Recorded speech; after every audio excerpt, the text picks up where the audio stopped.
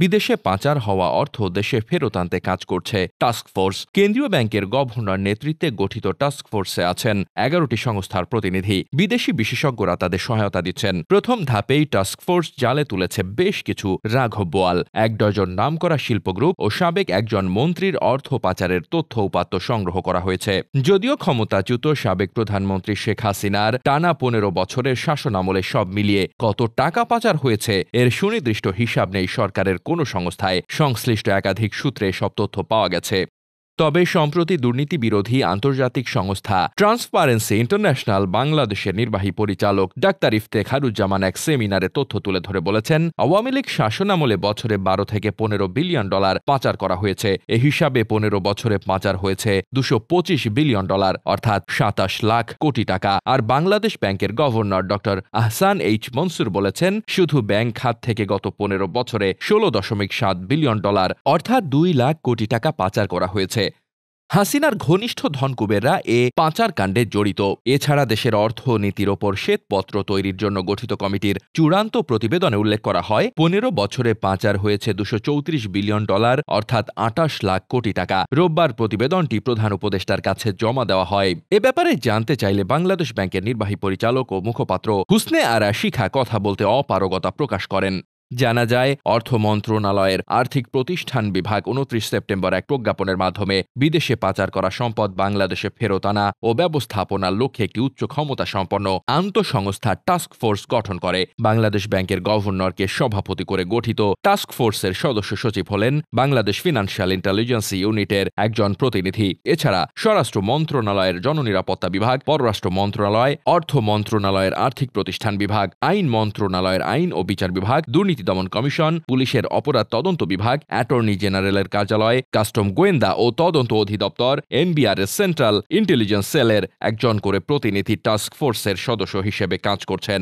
জানা যায়, সন্দেহভাজন মোটা অঙ্কের অর্থ পাচারকারী হিসাবে টাস্কফোর্স সদস্যরা প্রাথমিকভাবে ১০ থেকে ১২টি শিল্পগ্রুপ ও একক ব্যক্তি হিসেবে সাবেক একজন মন্ত্রীকে চিহ্নিত করেছে। তালিকায় আছে ব্যাংক খেকো হিসেবে আলোচিত আওয়ামী লীগ সরকারের ক্ষমতার কেন্দ্রের ছায়ায় থাকা এস আলমের আশীর্বাদ পুষ্ট রাজশাহীর নাবিল গ্রুপ, শেখ হাসিনার বেসরকারি শিল্প ও বাণিজ্য বিষয়ক উপদেষ্টা সালমান এফ রহমানের মালিকানাধীন বেক্সিমকো গ্রুপ, ব্যাংক মালিকদের সংগঠনের পলাতক নেতা নজরুল ইসলাম মজুমদারের নাসা গ্রুপ, প্রয়াত কাজী শাহেদের জেমকন গ্রুপ, শিকদার গ্রুপ, বিদ্যুৎ খাতের সবচেয়ে বড় লোপাটকারী সামিট গ্রুপ এবং ওরিয়ন গ্রুপ।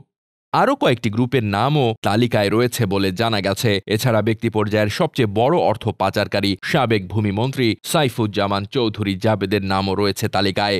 বিএফআইইউ ইতোমধ্যে এসব ব্যক্তি ও প্রতিষ্ঠানের যাবতীয় ব্যাংক হিসাবের তথ্য উপাত্ত সংগ্রহ করেছে। এসব প্রতিষ্ঠানের ব্যাংক হিসাব জব্দও করেছে সংস্থাটি। আর বেক্সিমকো ফার্মা ছাড়া বেক্সিমকো গ্রুপের অন্য সকল প্রতিষ্ঠানের ব্যাংক হিসাব হাইকোর্টের নির্দেশে ফ্রিজ করা হয়েছে। ব্যাংক হিসাবের তথ্য ছাড়াও বিএফআইইউ শেয়ার বাজারে কোম্পানিগুলোর লেনদেনের যাবতীয় হিসাবও সংগ্রহ করেছে। সংশ্লিষ্টদের সঙ্গে আলাপকালে জানা যায়, মানি লন্ডারিং প্রতিরোধ আইন ২০১২ ও মানি লন্ডারিং প্রতিরোধ বিধিমালা ২০১৯-এর ক্ষমতা বলে যে কোনো ব্যক্তি বা প্রতিষ্ঠানের ব্যাংক হিসাবের লেনদেন ১ মাস বা ৩০ দিন করে ৭ মাস বা ২১০ দিন ফ্রিজ করে রাখতে পারে। তালিকাভুক্ত প্রতিষ্ঠান বা ব্যক্তিদের ব্যাংক হিসাব ফ্রিজ করার ক্ষেত্রে এসব আইনের ক্ষমতা প্রয়োগ করেছে বিএফআইইউ। সংশ্লিষ্ট একজন কর্মকর্তা জানান, দেশের আর্থিক খাতের সবচেয়ে বড় লোপাটকারী এস আলমের পরিবারের সদস্যদের নামে ৩৫০টি ব্যাংক হিসাবের তথ্য পাওয়া গেছে। এসব হিসাবে বিপুল টাকা লেনদেনের তথ্য রয়েছে। জানা যায়, বেক্সিমকো গ্রুপের কর্ণধার শেয়ার বাজার খেকো হিসাবে বহুল আলোচিত সালমান এফ রহমান, নাসা গ্রুপের কর্ণধার নজরুল ইসলাম মজুমদার ও সাবেক ভূমিমন্ত্রী সাইফুজ্জামান চৌধুরী জাবেদের বিরুদ্ধে দুবাই, সিঙ্গাপুর, যুক্তরাষ্ট্র ও যুক্তরাজ্যে বিপুল অর্থ পাচারের তথ্য পাওয়া গেছে। অর্থ পাচার করে এ তিনজনই নামে বেনামে যুক্তরাজ্যে একাধিক বাড়ি কিনেছেন। সালমান এফ রহমানের কেনা একটি বাড়িতে শেখ হাসিনার ছোট বোন শেখ রেহানা বসবাস করতেন বলেও নিশ্চিত হয়েছে টাস্কফোর্স। সিঙ্গাপুরেও সালমান পরিবারের ব্যবসা বাণিজ্য সহ বিপুল সম্পদ রয়েছে। আর যুক্তরাজ্যে সাবেক ভূমিমন্ত্রীর আবাসন ব্যবসা খাতে অঢেল বিনিয়োগের সুনির্দিষ্ট তথ্য প্রমাণ পাওয়া গেছে। কোন চ্যানেলে তিনি অর্থ পাচার করে সেখানে সম্পদ গড়েছেন তাও নিশ্চিত হয়েছে বিএফআইইউ। এছাড়া সিঙ্গাপুরে বিপুল সম্পদ গড়ে তুলেছে এস আলম পরিবার। সেখানে হোটেল ও পর্যটন খাতে এস আলম পরিবারের বিনিয়োগ রয়েছে। বাংলাদেশ থেকে ব্যাংক লুট করে সিঙ্গাপুরে বিপুল অর্থ পাচারের সকল ধরনের তথ্য উপাত্ত সংগ্রহ করেছে টাস্কফোর্স।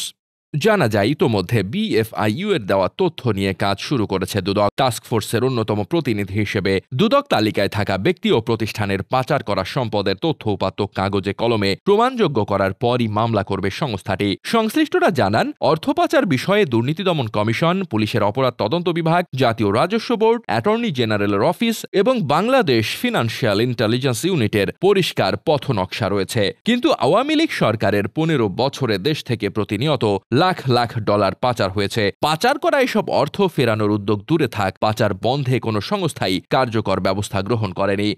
ছাত্র জনতার অভ্যুত্থানে ফ্যাসিস্ট আওয়ামী লীগ সরকারের পতনের পর অন্তর্বর্তী সরকার টাস্কফোর্স গঠন করে পাচার হওয়া অর্থ ফেরাতে জোরে সোরে কাজ করছে। Desk report, বার্তাবাজার।